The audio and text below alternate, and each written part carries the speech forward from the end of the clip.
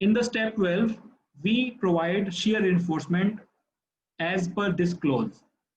In that case, we provide the contribution of the bent up bar, we provide contribution of the vertical stirrups, and then we find out the spacing. So shear force is, as I said, shear reinforcement is provided in the form of bent up bar and vertical stirrups. Shear force for which shear reinforcement is to be designed, we will call it as Vs. So the shear force for which it will be designed will be Vs. So Vs can be calculated as total shear force minus the shear force resisted by the concrete. Well, as I said that if this is a beam and if this beam is subjected to shear force because of this UDL, in that case shear force will be resisted by concrete also. So there will be some contribution of the concrete also. So that is why the shear force resisted by the concrete will be shown as Vc. So Vc can be calculated as permissible shear stress in the concrete, which is tau c, multiplied by area of cross section of the concrete, which is B into D. So Vc can be calculated using this formula. Vc is force, so force is equals to stress multiplied by area of cross section. So stress here is permissible stress in the permissible shear stress of the concrete without shear reinforcement. And this is the total shear force that we have calculated in the previous step, and the difference is taken as Vs. So this is how we find out the value of Vs. So this becomes the formula. Value of tau c can be find out from table 23. I have already shown you.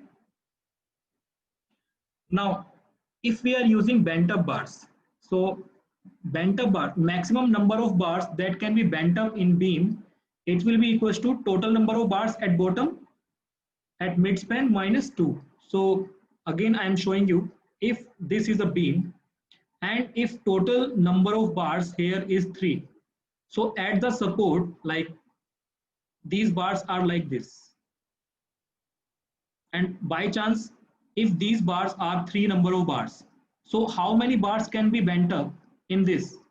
So IS code has recommended that at the support at least 2 bars should be there.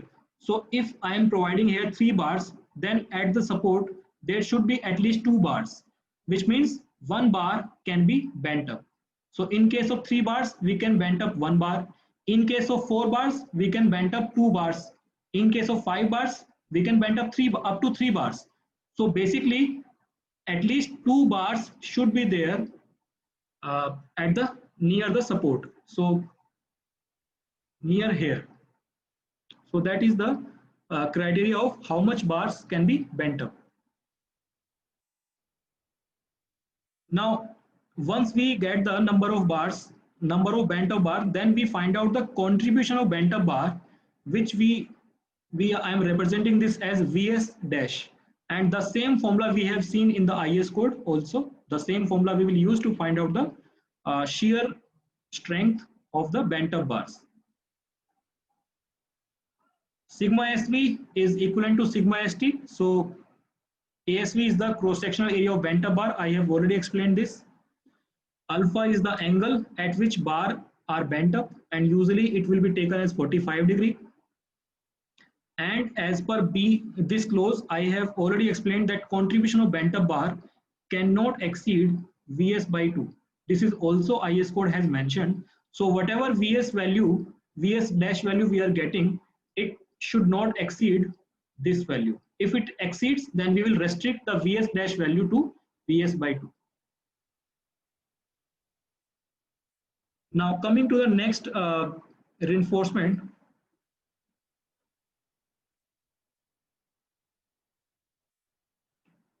Shear force which will be resisted by vertical stirrups, we will represent this as Vs double dash. So Vs dash will be shear force resisted by bent up bar. Vs double dash will be shear force resisted by the vertical stirrups. So this formula is again given in the question. Also in the beam, when we bent up, say for example, this is the support.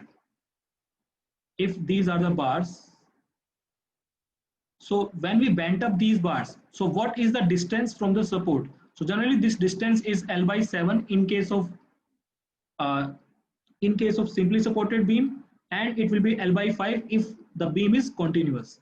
So as is mentioned here, the bent up bars are bent at a distance L by 7 and L by 5 from the center of support for a simple support and continuous support. We will see that more in more detail when we will be solving the problem. Now we will talk about the vertical stirrups. So vertical stirrups, I mean the dia of stirrups can be taken as 6 mm, 8 mm, 10 mm.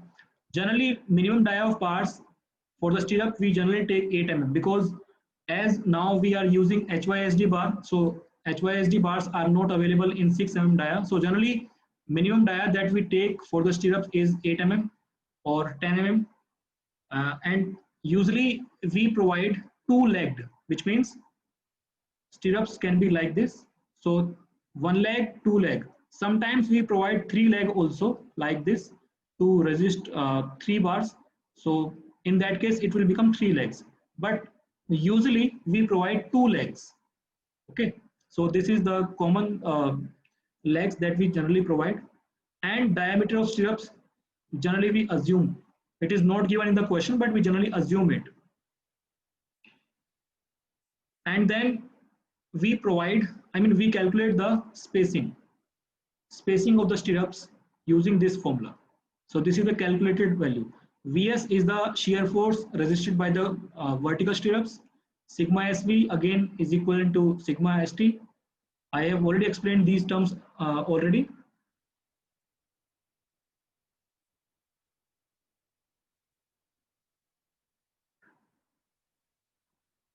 Now, whenever we are calculating the spacing for the stirrups, IS code has recommended some limitation on the spacing also, like the spacing should not be more than that or spacing should not be less than that. So IS code has provided some recommendation for that also. So what are those recommendations? So as per IS code, as per this clause, spacing of the vertical stirrups will not exceed the least of the following: 300 mm, 0.75 times of D, and